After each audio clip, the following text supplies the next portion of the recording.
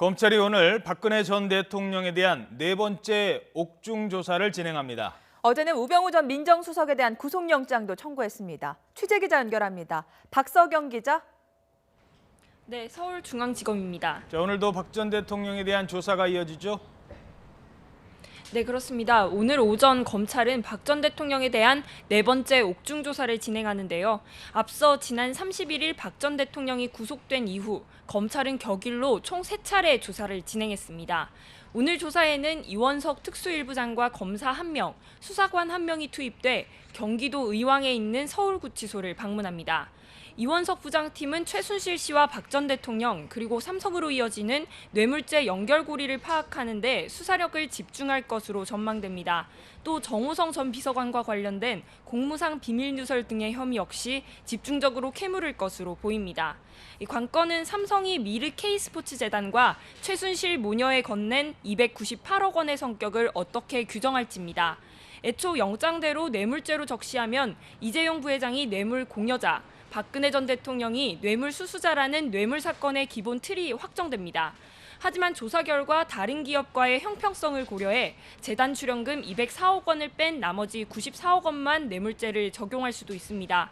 이럴 경우 절반의 수사에 그쳤다는 비판과 이재용 부회장 재판에도 영향이 불가피합니다. 구속 이후에도 혐의를 모두 부인하는 박 전 대통령의 태도에는 큰 변화가 없는 것으로 알려졌는데요. 이런 가운데 대통령이 변호인단 중 유영아, 최명성 변호사만 남기고 모두 해임한 것으로 확인됐습니다. 검찰은 이번 주 서너 차례 더 방문 조사를 벌인 뒤 이번 주 후반쯤 박 전 대통령을 재판에 넘길 방침입니다. 우병우 전 민정수석에게는 구속영장이 청구됐습니다. 구속 여부는 언제쯤 나올까요?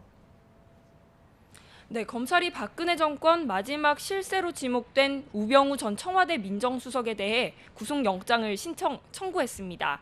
아직 최종 구속 여부를 결정하는 법원의 구속 전 피의자 신문이 언제 열릴지는 확정되지 않았는데요. 이르면 내일, 늦어도 모레쯤 열릴 것으로 보입니다. 우병우 전 수석에게 적용된 혐의는 직권남용과 권리행사 방해 등입니다.